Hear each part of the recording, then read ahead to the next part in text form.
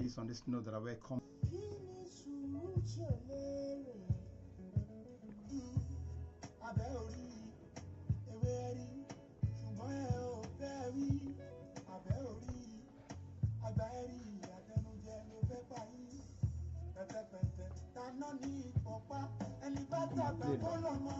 Batting break your man affect flow.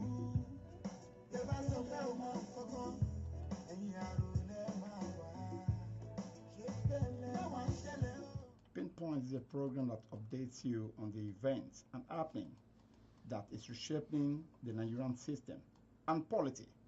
This is the program that informs you with detailed analysis and of events across politics, security, economy, education, and an in-depth view of government policies with related trending issues in the Nigerian system.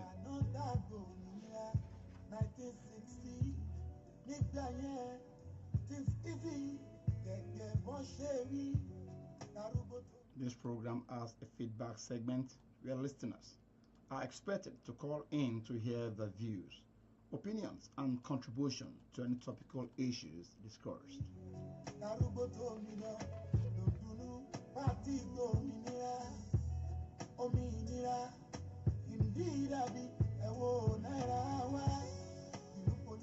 It is on this note that I welcome you on board on the program.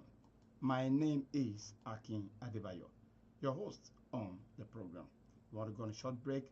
Be back in a moment. Please don't change the dial.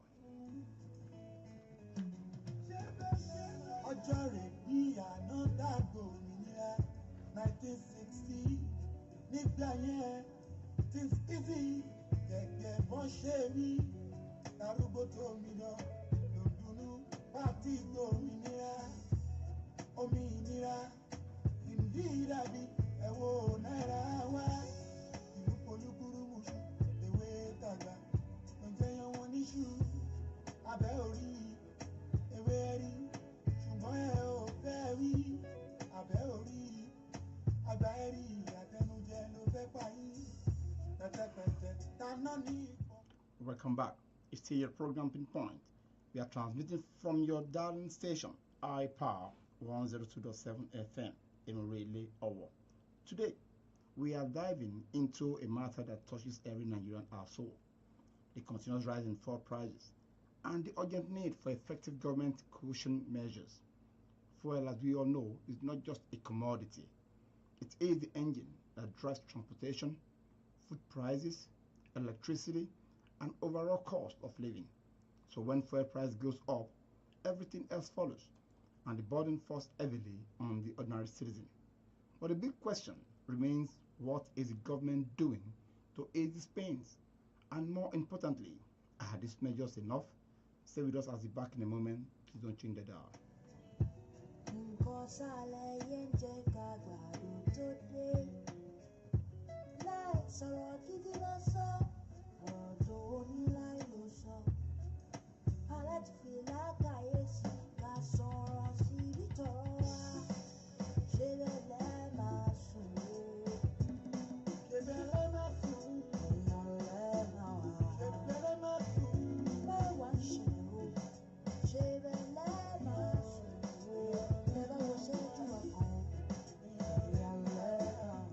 Now, there has been clamor for this subsidy, or rather for the reintroduction of subsidy, that is the oil sector subsidy, that is subsidy on petroleum product, for instance, the petrol itself, PMS, diesel, and maybe LNPG, that is liquefied natural gas, that is used for in cooking, for domestic cooking as well.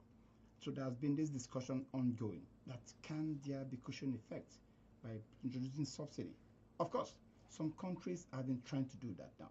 Now the question is this: what brought about the clamor for a reintroduction of subsidy? Because today, fuel is the backbone of our economy.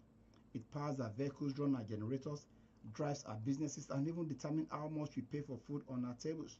So when fuel price increase, the effect is not isolated. It's spread across every sector of life. And since the removal of fuel subsidy, Nigeria have continued to face increasing hardship. Transport fares have doubled in some areas, food prices are skyrocketing, and small businesses are struggling to survive. The government has however introduced several measures to cushion this effect, from palliative to wage adjustments, transportation initiative. But the big question is this: are these measures truly effective, and Nigerians still bearing the full weight of these policies?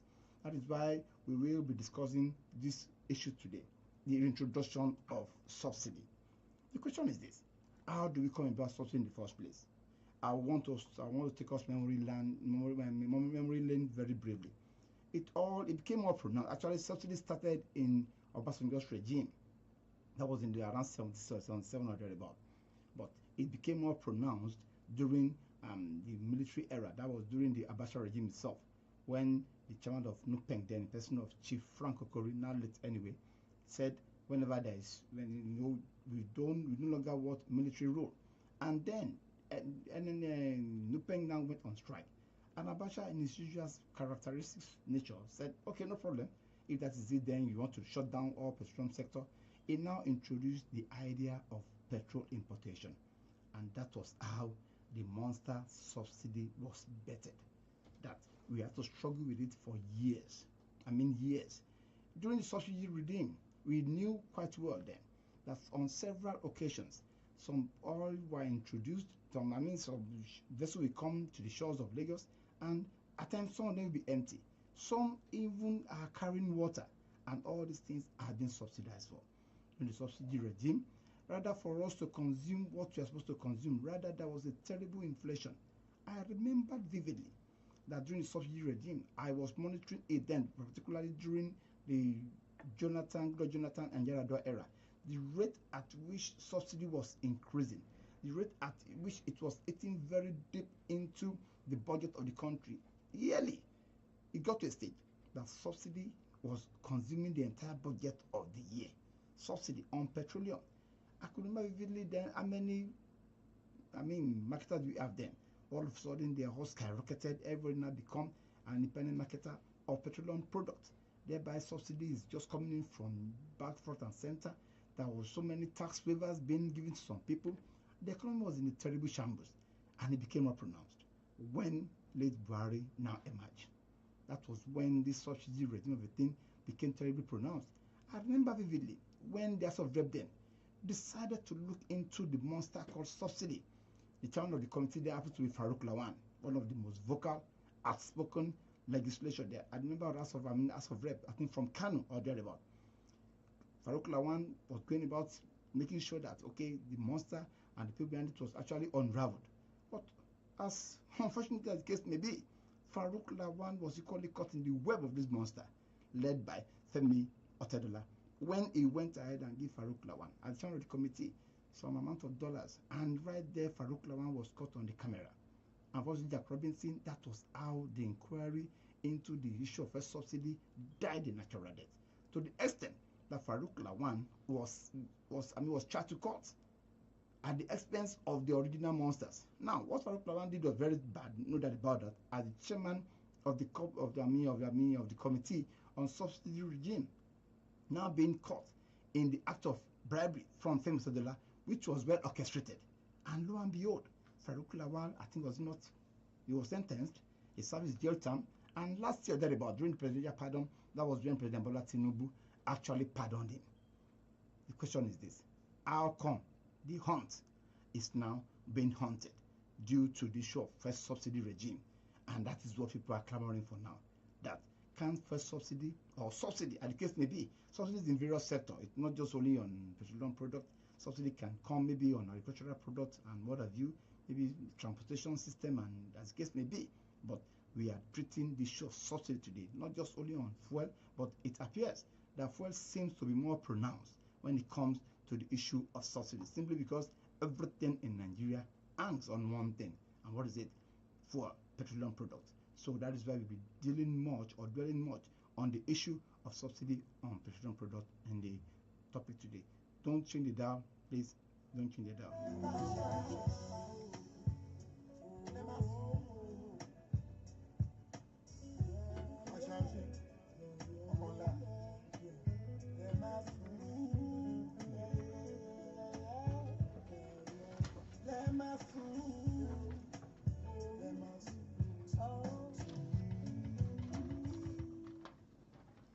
It's still your program, Pinpoint, on your famous station, iPower 102.7 FM, transmitted from Emirele, Owo. To join us on our social media handle, whether on Facebook, Instagram, TikTok, and X, it is iPower 1027, iPower 1027. And to join us from the studio here, the studio line is 081 65524699. I call that again, 081 65524699.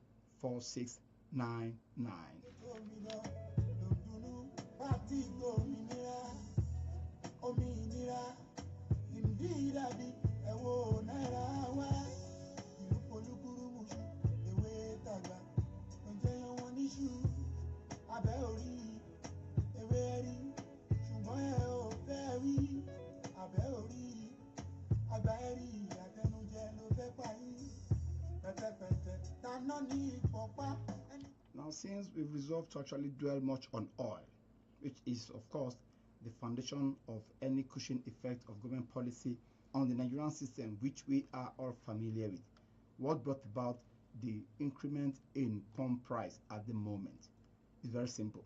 It is as a result of the war that is ongoing between the US, Israel, and Iran.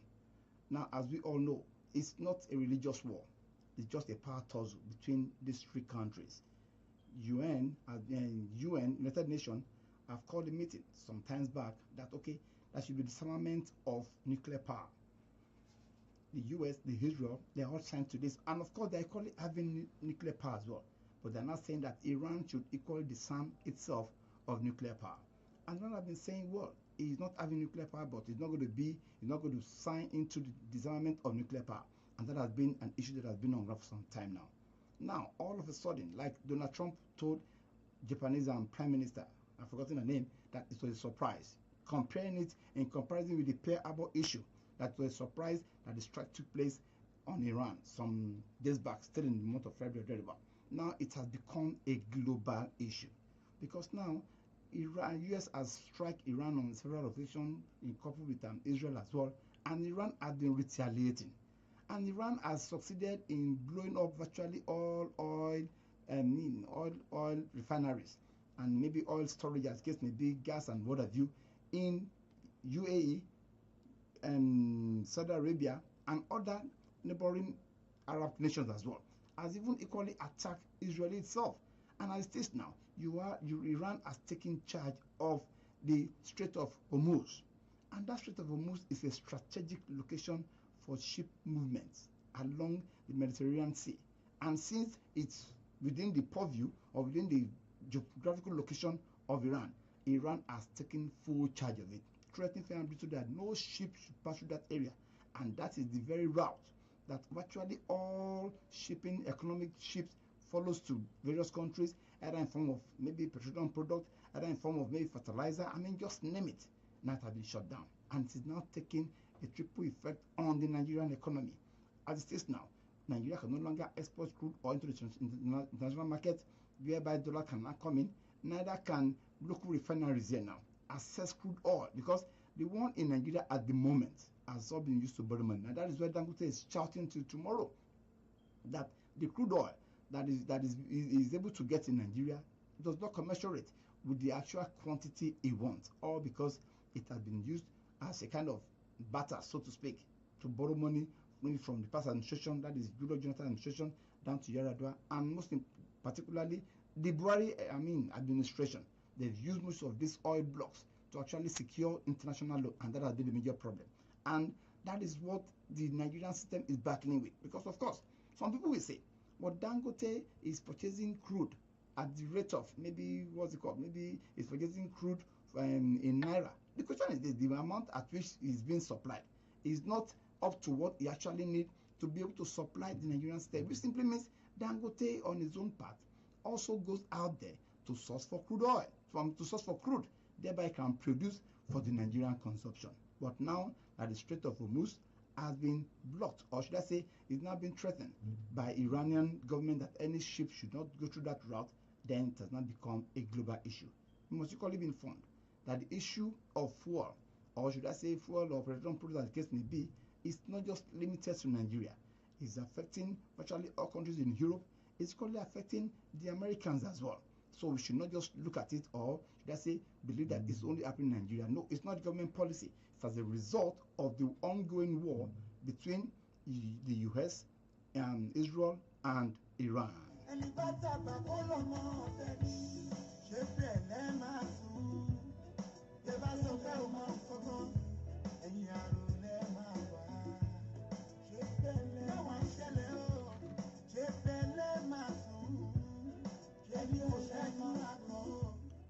Now, like we are saying, we are talking about subsidy because other countries like maybe China, Koreans, Czechoslovakia, and other countries, they've embarked on cushion effect of this issue of this war between the Israel, US, and Iran.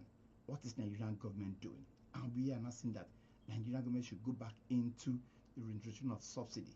But the question is this: is it possible? Of course, it's very much possible, because now it has been established that the quantity of petroleum products we consume in Nigeria during the former subsidy regime was not as to what we are consuming now. Now that Dangote is giving us this problems, this supplying Nigerian marketers, petroleum products.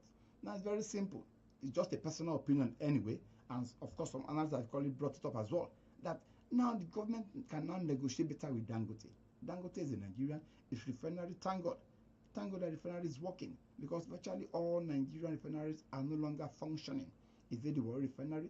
Is it the Port Harcourt refinery? Is it Kaduna refinery? And the fourth one is no longer working. So we simply mean that thank God that Dangote is equaling having ace. That is why we are not even feeling the effect that much. Because I begin to imagine, if we are to be still be importing virtually all petroleum products from overseas, how would we have been able to manage it now? It would have been far more terrible than what we are experiencing now. What am I trying to say in a nutshell is this: since Dangote now produced, and Dangote on his own part is having some radio, is having some filling station that is supplies to directly at a cheaper rate. Radio station, filling station, I cannot really actually mention their names here. So it's a matter of identifying those filling stations alongside NNPC. Thereby, the government now cannot subsidize based on the filling stations, and particularly some mega stations within the metropolis. If this can be done and subsidy can be paid directly, I think it will go a long way in cushioning the effect of this crisis that is ongoing between the US, Israel, and Iran, that is not taking its terrible toll on virtually the whole world and Nigeria in particular.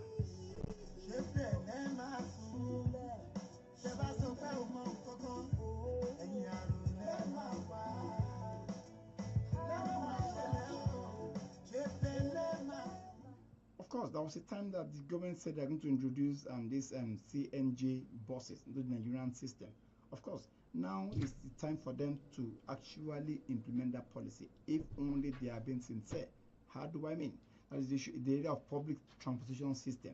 Of course, we have the rail transportation system. We currently have maybe some buses that are using this CNG, compressed natural gas.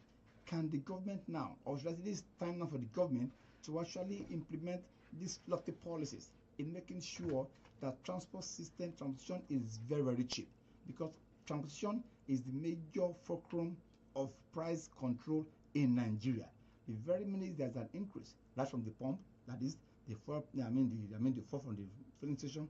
If there's an increase in it, it will have its effect on the transportation, particularly the transporters, and it will equally have a reverberating effect on the goods being sold to consumers. So if the government wants to be sincere in the implementation of subsidy at this point in time, I think then there should be a full implementation of the CNG. Any buses or any vehicle that is using that should now be advised to go about getting those CNG and making sure that transportation is far cheaper.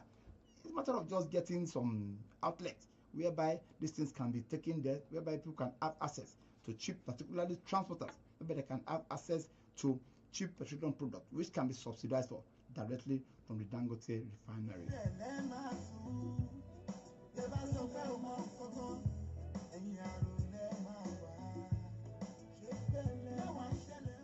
Yeah, just recently, I think yesterday about Governor Makinde actually introduced salary adjustment.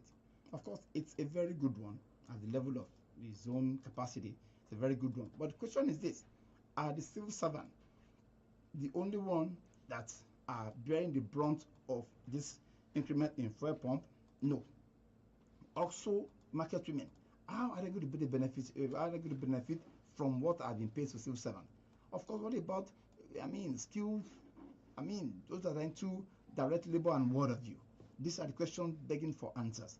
If Governor Seyi Makinde introduced 10,000 naira as a cushion effect, no doubt, it's a welcome development. But for how long will it go?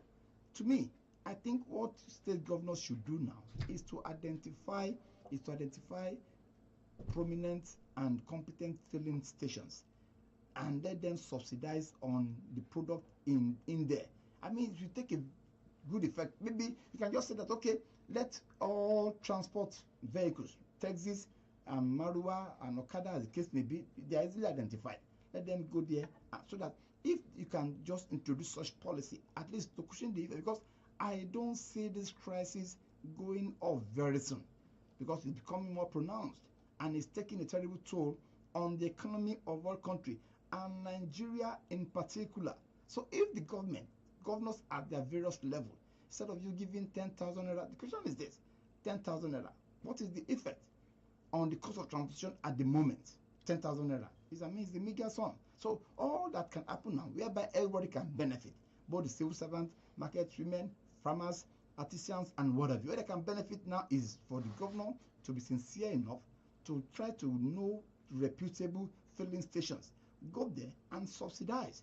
If this is introduced, I can assure you it's going to have a reverberating effect on the entire populace, particularly in those urban cities, because that is where the major issue is.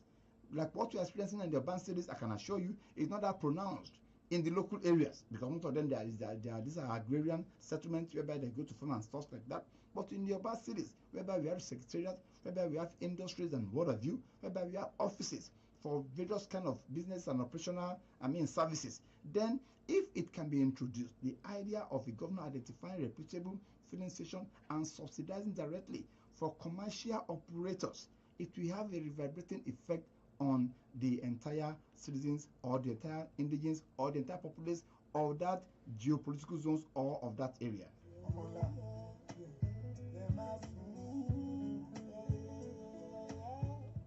Of course, some people only raise the idea of food distribution programs. This is Nigeria. By the time you introduce food distribution, it's going to be very, very serious. I think that's what we call neighborhood market. A former governor actually introduced that. If the government can be sincere enough as well, because everything, no matter how lofty the idea might be, no matter how soothing or no matter how cushion it might be, if the sincerity is not there, particularly from the operators, like I've always said, there's nothing that is wrong with our various acts, maybe electoral act, the constitution, maybe just name it. There's nothing wrong with all these things. But what about the executors? Because if you want to introduce the issue of food distribution programs, it's not going to be an easy one. And again, this I know for sure. Anything free brings problem. Anything free brings chaos. So it's very simple. It's a matter of subsidizing on food. Look, I will not buy into the idea of just, like we all know, God have mercy on our government. Before you say this, rice. Before you say that, rice. So I'll be back in a moment. Please don't change the dial.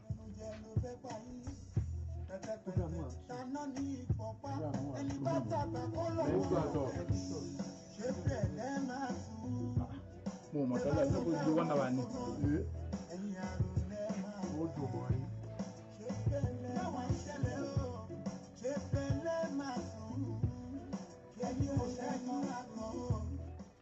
Well,